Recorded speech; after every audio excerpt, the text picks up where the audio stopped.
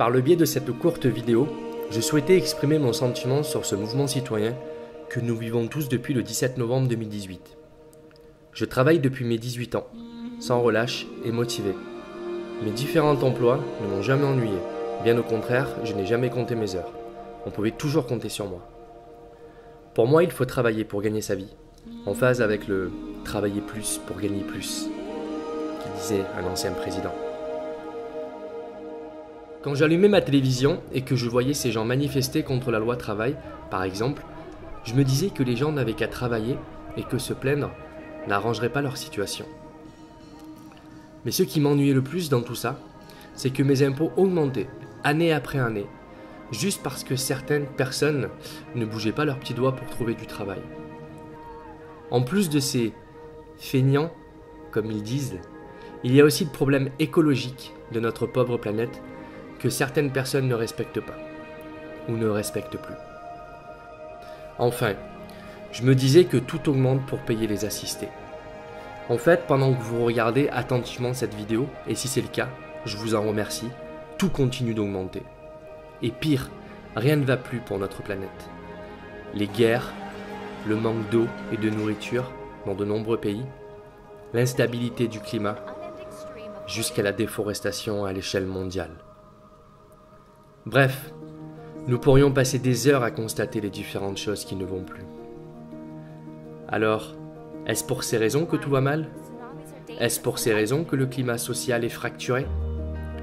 Je ne saurais répondre à toutes ces questions, pour autant, je vais en évoquer certaines. Le but ici est de vous faire partager ma nouvelle vision des choses, celle que je défends aujourd'hui et qui, j'espère, sera celle que vous défendrez demain. Samedi 17 novembre, je suis sorti pour la première fois manifester pour une politique dans laquelle je ne me reconnaissais pas. Mais aussi car je ne voyais rien de bon et de durable pour l'avenir. Je voyais l'augmentation de tout. Je voyais les retraités impactés. Ma mère en fait partie comme beaucoup, et c'est aussi une des raisons pour laquelle je défile dans les rues. L'injustice aussi est un élément déclencheur. L'affaire Benalla, par exemple, a révélé les pressions politiques sur la justice. Ce 17 novembre, nous étions vraiment beaucoup, et c'était une grande première pour moi. J'en croyais pas mes yeux de voir autant de gens réunis dans ma petite ville. Un succès rien que pour le nombre. Mais pourquoi tant de monde dans la rue? Des femmes, des hommes, des enfants qui n'arrivent pas à joindre les deux bouts. Des retraités, des travailleurs, et même des gens qui ne sont rien. Les SDF, les oubliés, les marginalisés, les victimes du système. Quel système peut autant réunir ce monde dans la rue? Quel système a pu donner cet élan que je n'avais jamais ressenti? C'est en voyant les médias, les soi-disant relais de l'information, vous savez, ceux qui sont censés juste nous informer pour que l'on puisse nous faire notre propre avis. Ceux qui sont censés être impartiaux. Ce sera ma première claque, moi qui croyais, moi qui faisais confiance, pas à 100% certes, mais à 80%. Il m'aura fallu 2 semaines pour comprendre que tout était arrangé, que tout était écrit à l'avance. Les mêmes titres, jusqu'à faire la même faute sur les chaînes différentes de groupes différents. Pourquoi partager des chiffres sur le nombre de manifestants venant du ministère de l'Intérieur complètement faux? Et je vous assure, allant même être divisé par 10 à certains endroits et à certaines occasions. Je le sais parce que j'y étais. Semaine après semaine, une pluie d'informations arrangées, avec des personnalités peu crédibles, mais donnant des avis très contrastés et surtout très orientés. Ma seconde claque, plus positive pour le coup, c'est la solidarité entre les gens, sur les péages, sur les ronds-points, dans les manifestations. La solidarité des commerçants dans ma ville envers tous. Toutes ces personnes qui, à défaut de pouvoir nous rejoindre physiquement, nous apportaient des gâteaux et même des plats chauds, des pâtisseries aussi. Enfin, de quoi tenir à garder notre énergie et à rester mobilisés. Je ne compte plus mes heures, mes week-ends à me rendre sur ce péage où je suis content d'être présent et participer à ces actions de péage gratuit. Je voyais les pros de la construction fabriquer des cabanes pour nous protéger du vent, de la pluie et du froid. Ça me rappelait ma jeunesse lorsque je construisais des cabanes dans les collines, forcément pour des raisons différentes. Jamais dans ma vie, j'ai eu autant de discussions constructives et partagées en un laps de temps aussi court. J'ai compris que beaucoup étaient là, non pas parce qu'elles le voulaient, mais parce qu'elles n'avaient pas le choix. J'ai compris aussi que beaucoup de personnes étaient bienveillantes et avaient cet esprit de partage dont je ne connaissais peu.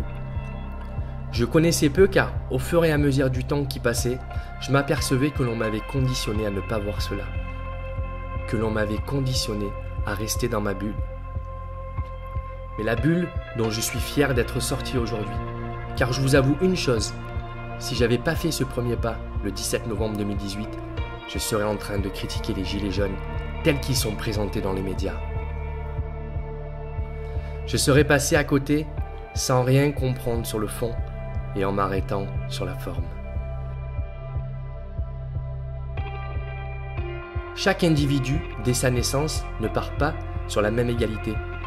Forcément, dans des conditions différentes et aussi un avenir différent. C'est pourquoi on ne peut pas dire qu'une personne dans le besoin, c'est forcément de sa faute. Ou forcément qu'elle se débrouille pas comme il le faudrait. C'est totalement injuste.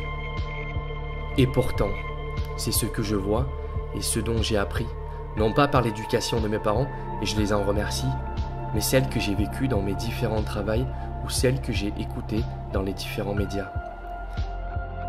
Tous les jours, les maîtres des écoles et professeurs de l'enseignement diminuent alors que notre population s'agrandit. L'éducation est impactée et la connaissance des moments clés et essentiels de notre histoire sont impactés de jour en jour. Les différentes réformes sur l'éducation nationale ont pour objectif de donner aux enfants moins de savoir et aux étudiants moins de choix possibles. Mais pourquoi ça? Pour nous faire oublier qui nous sommes et surtout d'où nous venons? Une réponse plausible, c'est le conditionnement. Enfin, ma troisième claque, celle de l'autorité. J'ai toujours eu le plus grand respect envers nos policiers, nos gendarmes, qui représentent la paix. Enfin, non, qui représentaient la paix. Car notre gouvernement précédent a changé le nom de gardien de la paix en... Force de l'ordre. Force de l'ordre. L'ordre? Mais quel ordre? Le régime d'ordre public. Celui d'un gouvernement mal élu, faisant des choix contestés et nous opposant tous les jours, les uns contre les autres, avec des réformes pas compatibles. Celui d'un gouvernement qui pousse les gens à se suicider. Il ne se passe pas un jour sans qu'un agriculteur mette fin à sa vie. Il ne se passe pas une semaine sans qu'un policier mette fin à ses jours avec son arme de service. Celui d'un gouvernement où la justice a été en favoritisme et en corruption. Celui d'un gouvernement récompensant les mafieux où les personnes compétentes se raréfient. Celui d'un gouvernement qui permet et accepte l'errance de centaines de SDF dans les rues. Celui d'un gouvernement champion de tir de LBD 40 face à son peuple, mais laissant exprès monter la violence dans certaines zones. Celui d'un gouvernement taxant de plus en plus les gens les plus pauvres pour les donner aux plus riches. Celui d'un gouvernement qui fait en sorte que chacun des médias et instituts de sondage valorise ses actions et ses déclarations au quotidien. Celui d'un gouvernement dont le président s'envole chaque week-end loin de son peuple. Celui d'un gouvernement? Non, pas celui d'un gouvernement, car on nous donnerait un cap, un vrai. Un gouvernement honnête ne réagirait pas avec une violence aussi acharnée face à son peuple.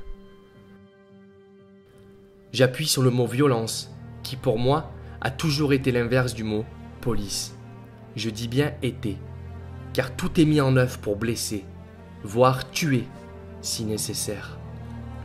Ce mouvement citoyen n'est autre que le fruit d'une politique détestée, mais visant à créer volontairement des inégalités pour servir les plus grands de ce monde. Une politique avec comme objectif celui de nous dire « travaille et tais-toi ». J'ai comme une impression de vivre un début de dictature dans notre pays où sont nés les droits de l'homme. Les droits de l'homme. Notre pays où sont nés liberté, égalité, fraternité. Notre pays où progressivement les deux premiers mots se sont estompés durant ces dernières années. La liberté tout comme l'égalité, la fraternité et l'amour ne sont pas le fruit du hasard. Jamais. Ils sont le fruit d'une résistance perpétuelle, méticuleuse, de génération en génération, pour maintenir vivace ce qui existe de plus naturel et qui va de soi. Sachant cela, je vous souhaite à tous de ne pas vous laisser tilter un ordre, des choses montées de toutes pièces, des règles qui vous mettent en inconfort et que l'on vous présente comme les seules possibles.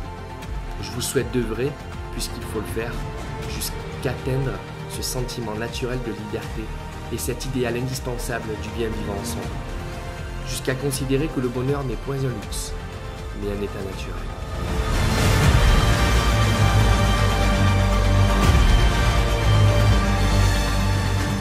Nous avons tous une conscience, un cœur, et nous rêvons tous d'un monde meilleur. En fait, au fond de nous, nous sommes tous des gilets jaunes.